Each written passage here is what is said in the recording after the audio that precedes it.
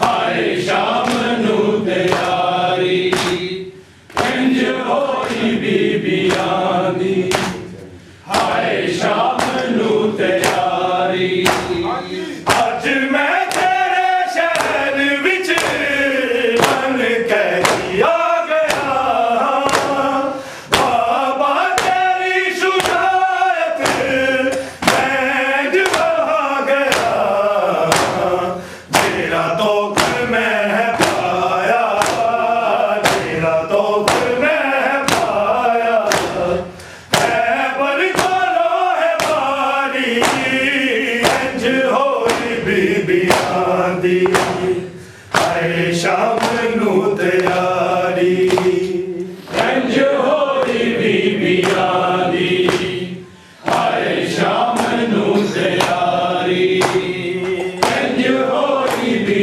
بیاں دی ہائے شام نو تیاری سر ننگے ہاتھ چ رسیاں سر ننگے ہاتھ چ رسیاں جان ہے مہاری انج ہوئی بی بیاں دی ہائے شام نو تیاری انج ہوئی بی بیاں دی ہائے شام نو تیاری انج ہوئی بی بیاں دی ہائے شام نو تیاری بھولنا نو بابلو نہیں اصغر نشان تیرا چک چین کھولے آئے حرمل سے تیر میرا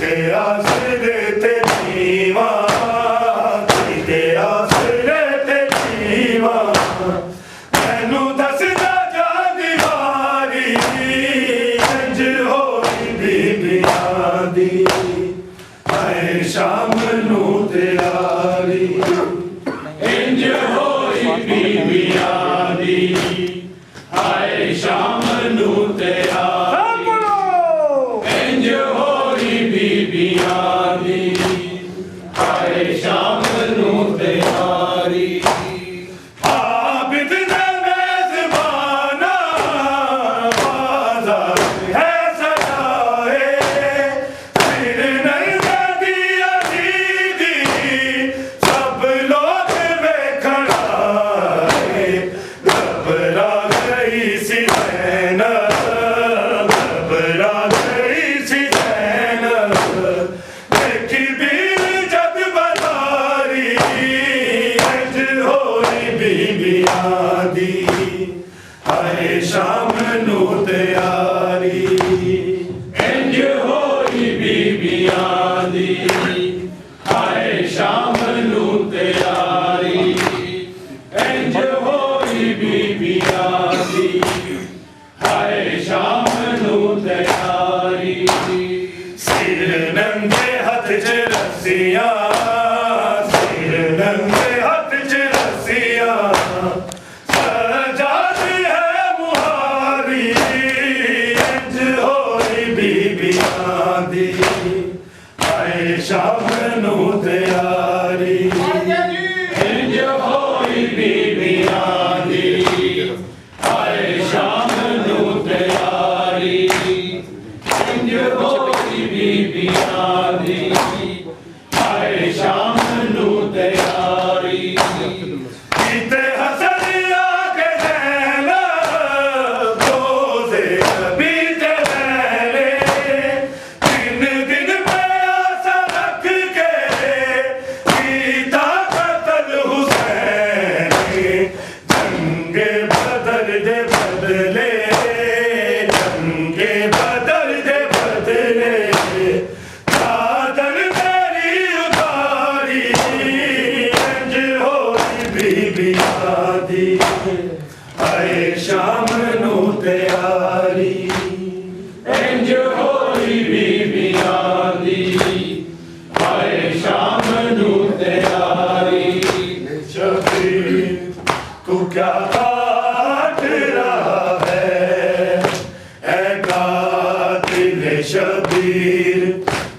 کیا کاٹ رہا ہے قاتل شبیر تو کیا کاٹ رہا ہے قاتل شبیر تو کیا کاٹ رہا ہے قاتل شبیر تو کیا کاٹ رہا ہے قاتل شبیر تو کیا کاٹ رہا ہے قاتل شبیر تو کیا کاٹ رہا ہے قاتل شبیر تو کیا کاٹ رہا ہے قاتل شبیر تو کیا کاٹ رہا ہے دریا سے پیغمبر کا گلا کاٹ رہا ہے قاتل شبیر تو کیا کاٹ رہا ہے قاتل شبیر تو کیا کاٹ رہا ہے قاتل شبیر تو کیا کاٹ رہا ہے قاتل شبیر تو کیا کاٹ رہا ہے جاری ہے لب شاہ پہ تصویر الہی جاری ہے لب شاہ پہ تصویر الہی شاگ نہیں تو ذکر خدا کاٹ رہا ہے قاتل شبیر تو کیا کاٹ رہا ہے قاتل شبیر تو کیا کاٹ رہا ہے قاتل شبیر تو کیا کاٹ رہا ہے کانوں میں سکینہ کے حیرت کے ذریعے کانوں میں سکینہ کے حیرت کے ذریعے ہر ذرہ کعبے کی طرح کاٹ رہا ہے قاتل شبیر تو کیا کاٹ رہا ہے قاتل شبیر تو کیا کاٹ رہا ہے قاتل شبیر تو کیا کاٹ رہا ہے دریا سے پیغمبر کا گلا کاٹ رہا ہے قاتل شبیر تو کیا کاٹ رہا ہے قاتل شبیر تو کیا کاٹ رہا ہے قاتل شبیر تو کیا کاٹ رہا ہے راہوں میں کسی شخص سجاد سے پوچھا راہوں میں کسی شخص نے سجاد سے پوچھا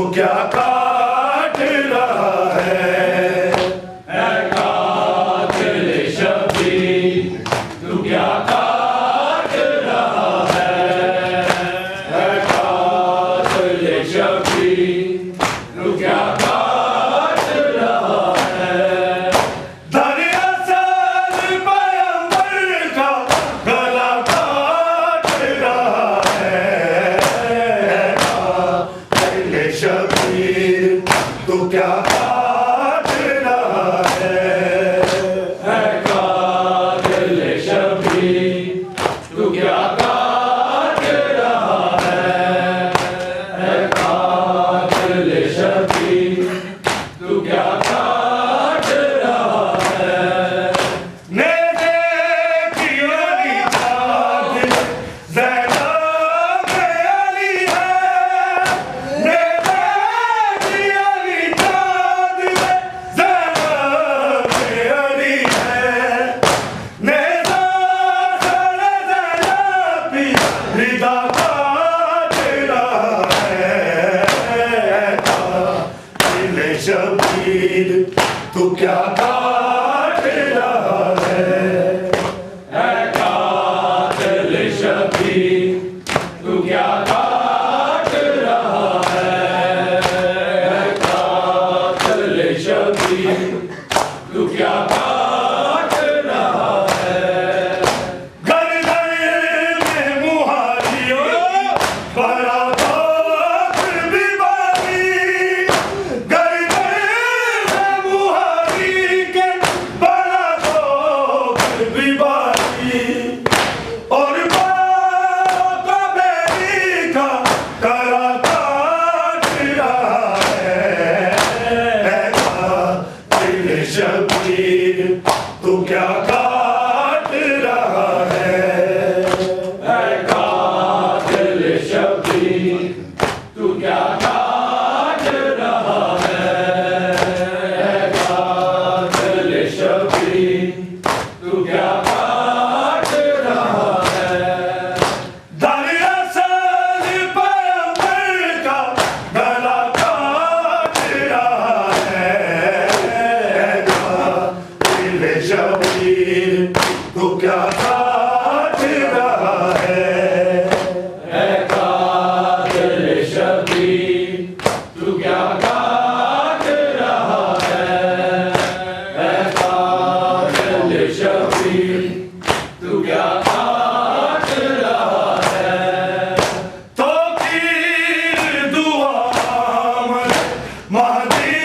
کی کیا کر، تو تیر دعا مہدی کی کیا کر، یہ بات کا جلوہ بڑا کاٹ رہا ہے، قاتل شبیر تو کیا کاٹ رہا ہے، اے قاتل شبیر تو کیا کاٹ رہا ہے، مکے گھرانے والے لٹ گئے آل محمد، مکے گھرانے والے لٹ گئے آل محمد، مکے گھرانے والے لٹ گئے آل محمد، مکے گھرانے والے لٹ گئے آل